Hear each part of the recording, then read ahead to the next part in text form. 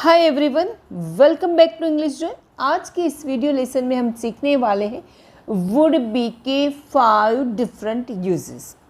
चलिए स्टार्ट करते हैं वीडियो। फर्स्ट यूज़ है वुड बी प्लस वर्ब में आईएनजी, अथवा इसको हम कहें वर्ब की fourth form. Would be plus verb की फोर्थ फॉर्म लगाए।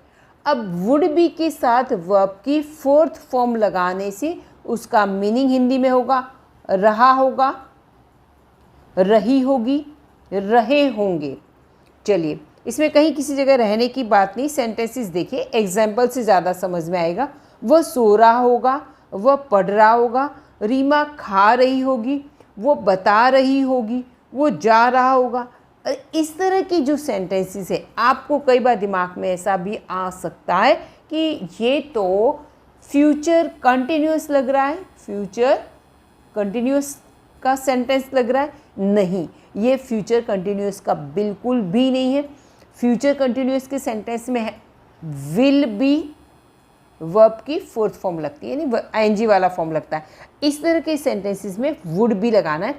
और इसमें सेंटेंस में क्या, वह सो रहा है, वह सो रहा होगा।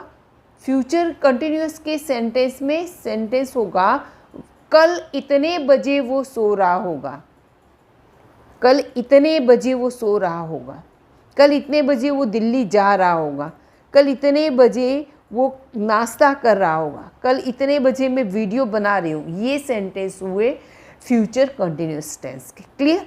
ये वाला वुड बी का ये फ्यूचर कंटिन्यूअस नहीं है, इसको हम बताएंगे पास्ट का। अभी मैं बताती हूँ किस तरह से आपको पास्ट है। ये वाले सेंटेंसेस हैं जो फ्यूचर कंटिन्यूअस टेंस के फ्यूचर है, ये है पास्ट है। क्लियर? वह सो रहा होगा। कई बार हम सेंटेंस ऐसे बनाते हैं, जैसे एग्जांपल देख, मैंने कल उसे फ़ोन किया था लेकिन उसने जवाब नहीं दिया, उठाया ही नहीं फ़ोन। तो अच्छा ऐसी बात है, तो वो सो रहा होगा, उस समय वो सो रहा होगा। ठीक है, तो ये पूरी बात किस में हुई? पास्ट की बात हो गई। कल मैं राहुल को उसके घर खेलने के लिए बुलाने गया लेकिन उसकी मम्मी ने मना कर दिया। तो दूसरा फ्रेंड कहता है वो पढ़ रहा होगा। पार्किंग में मैंने कल आपको आवाज़ दी थी लेकिन आप रुके नहीं, अरे वो जल्दी में होगा। ठीक है, आप नहीं रुके, वो नहीं रुका, हम नहीं रुके, अरे वो जल्दी में होंगे, ये वो जल्दी में होगा। तो इस तरह ये सारी वार्तालाप है पास्ट टेंस का हुआ है ना, फ्यूचर के बारे में कुछ नहीं बोल रहा है, पास्ट टेंस का। इसलिए ये सेंटेंसेस है पास्ट टेंस के। क्लियर हो गई बात? वह सो रहा होगा, इसका हम इंग्लिश कैसे बनाएंगे? He would be sleeping. He would be sleeping. वह सो रहा होगा, वह पढ़ रहा होगा।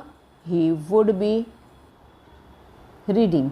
Studying भी लिख सकते हो, He would be reading. Reema खा रही होगी, ये आपको कमेंट में करना है। ओके, चलिए, तो ये आपने क्या देखा? would be के साथ वर्ब की फोर्थ फॉर्म। अब यहाँ पे हम देख रहे हैं would be के साथ वर्ब की थर्ड फॉर्म। जब वुड बी के साथ वर्ब की थर्ड फॉर्म आएगी तो इसका हिंदी में मीनिंग होगा, सेंटेंस का अंत होगा रहेगा, रहेगी, रहेंगे। तो यहाँ पे कहीं रहने की बात बिल्कुल भी नहीं है, किसी सिचुएशन की बात है। जैसे एग्जाम्पल से समझेंगे, पुस्तकालय खुला रहेगा, स्कूल बंद रहेगा, दुकान खुली रहेगी, वह रोता रहेगा, वो जाता रहेगा, वो बोलता रहेगा। ठीक है, इस तरह की जो सेंटेंस जिसमें लास्ट में रहेगा, रहेगी, गाड़ी चलती रहेगी, इस तरह की जो भी है, तुम पिटते रहोगे तो रहेगा, रहेगी, रहेगा आता है। तो इस तरह से हम बनाएंगे सेंटेंस। ठीक है, वुड बी प्लस वर्ब की थर्ड फॉर्म। चलिए इसे एग्जांपल्स देख लेते हैं। जैसे पुस्तकालय खुला रहेगा, लिखेंगे the library would be open, the library would be open. School बंद रहेगा, the school would be closed, the school would be closed. दुकान खुली रहेगी, आपको कमेंट में करना है, बहुत इजी आ जाएगा। चलिए नेक्स्ट हम देख लेते हैं would be plus noun. Would be के साथ हमें क्या लगाना है? नाउन लगाना है। जब नाउन लगाएंगे, नाउन का अर्थ क्या होता है पहले तो ये देख लीजिए। नाउन का अर्थ होता है कोई भी चीज़ हमें जो आंखों से दिखाई देती है उसका कुछ न कुछ नाम होता है। कई बार कुछ चीज़ें हमें आंखों से दिखाई नहीं देती है, जैसे भाववाचक संज्ञा, जिसको कहते हैं हम एब्स्ट्रैक्ट नाउन, जो हमें फीलिंग्स वाली, जो हमें दिखाई नहीं देती लेकिन उसको हम कुछ न कुछ नाम देते हैं, उसे कुछ न कुछ कह के बुलाते हैं, उसको कहते हैं नाउन। नाउन का मतलब सिंपल से हम कहें कि नाम होता है किसी भी चीज़, व्यक्ति, वस्तु का नाम। अच्छा, तो ऐसे वुड बी प्लस नाउन आता है बनता, बनती, बनते। सेंटेंस के अंत में आएगा बनता, बनती, बनते। जैसे मैं कहती हूँ मैं टीचर बनती, वीणा डांसर बनती, सुधीर डॉक्टर बनता, रमीला सिंगर बनती। तो ऐसे सेंटेंसेस हैं उसमें बनेंगे। ऐसे हम ज़्यादा एग्जाम्पल कब बोलते पता है, मैंने बीएड किया होता तो मैं टीचर बनती, मैंने अगर क्लास ज्वाइन किया होता तो मैं डांसर बनती, अगर मैंने साइंस लिया होता ना डॉक्टर बनता।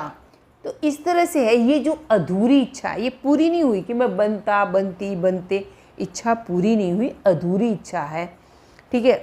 तो अधूरी क्रिया है उसमें। तो इसमें जैसे यदि मैंने बीएड किया होता तो मैं टीचर बनती, यदि मैंने डांसिंग के क्लास ज्वाइन किया होता है तो मैं डांसर बनती, वीणा ने अगर क्लास ज्वाइन किया होता तो वो डांसर बनती, सुधीर ने MBBS किया होता, साइंस स्ट्रीम ली होती तो डॉक्टर बनता। इस तरह के सेंटेंसेस हैं। तो ऐसे सेंटेंसेस में वुड भी लगाना है और नाउन लगाना। नाउन में जो भी नाम है, टीचर, डॉक्टर, ये सब भी नाउन है, ठीक है। मैं टीचर बनती, लिखेंगे I would be a teacher, I would be a teacher. Veena dancer बनती, Veena would be a dancer, Veena would be a dancer. Sudhir doctor बनता है, ये आपको कमेंट में करना है, ठीक है। चलिए बहुत ईजी है। चलिए आगे बढ़ जाते हैं इसी के साथ।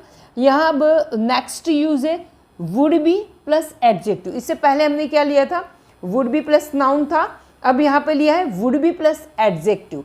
एडजेक्टिव का मीनिंग होता है विशेषण। विशेषण हम जानते हैं, हिंदी में हम विशेषण कहते हैं, जैसे मोटा, पतला, सुंदर, बहादुर, डरपोक, केयरफुल है, ग्रेट, ओके, कॉवर्ड। तो जितने भी इस तरह से हैं, टॉकेटिव, टॉल, स्मॉल, ये सारे विशेषण बताते ऐसे ही। तो इनमें वुड भी लगाना और वो वाला एडजेक्टिव लगा देना, ठीक है। तो इसका अर्थ होगा होता, होती, होते। जैसे मैं वह मोटा होता, वह अमीर होता, वह गरीब होता, वो बहादुर होता, वो पतला होता, वो मोटा होता, वो डरपोक होता।